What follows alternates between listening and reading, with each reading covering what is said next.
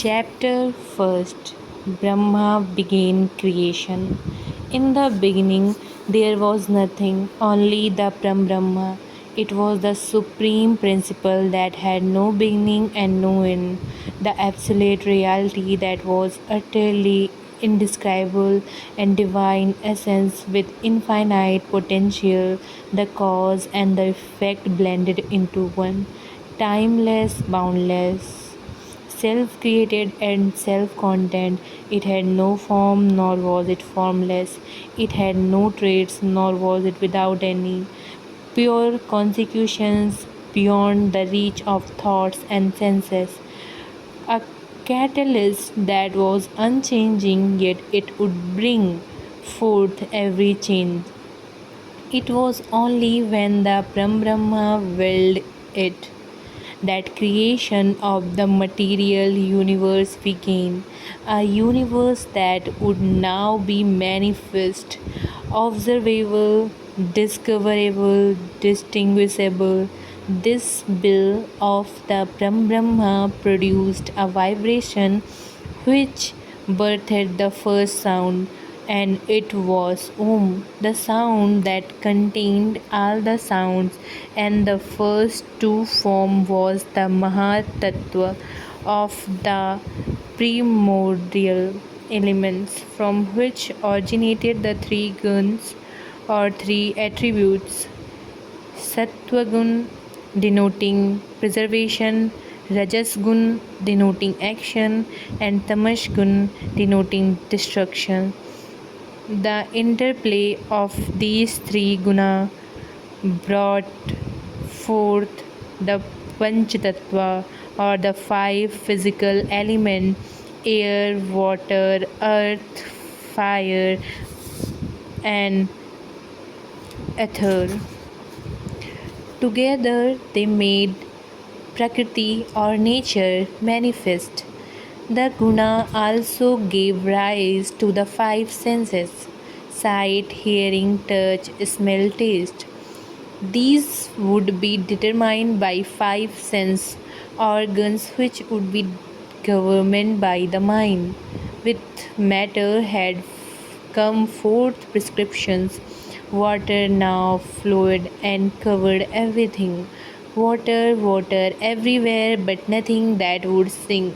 The Brahma manifests itself as a divine entity who lay on these waters like a lily paid over a pond.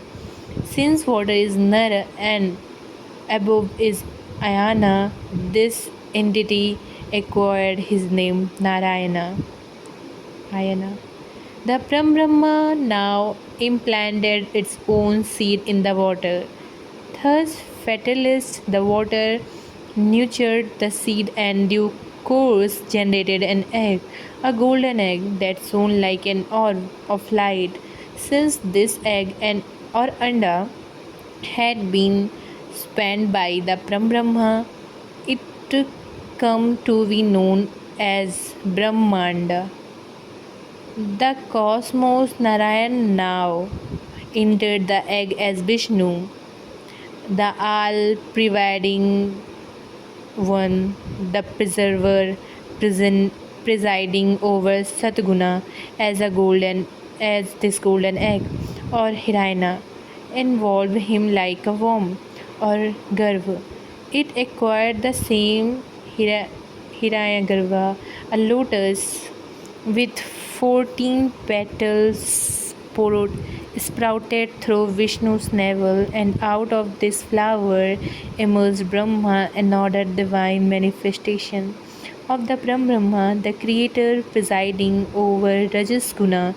The progenitor bore a kamandal or water bowl, and mala or rosary, born thus of a lotus from the navel. He got another name like Padmayoni and Navija. After spending a year inside the Hiranyagarbha, like a pearl jesting in an oyster, Brahma split the egg into two. The upper half became heaven, and the lower half earth. Between the two stretched the sky. Brahma had begun the cycle, and he knew how it would eventually end. Creation or sarga would lead to preservation or sthiti. The finally give way to dissolution or a prelay. But as soon as one cycle would die, a new one would be born. At the end of every cycle, when all would be reduced to the primeval ocean of chaos, he would initiate this process all over again. An internal sequence of cycle, a universe of interlocked circle, like a firework exploding in a dark sky. Brahman had come into beginning. Brahma sat gazing at what he had just created. Then he entered a state of meditation, and from his depth originated the four Vedas: Rig Veda, Yajurveda, Samveda, and Atharveda. Little did the Creator know that four troubles were also about to rear their head. Four troubles that would now endanger this very course of creation. Would well begin the half done. Let's see in the second part. Stay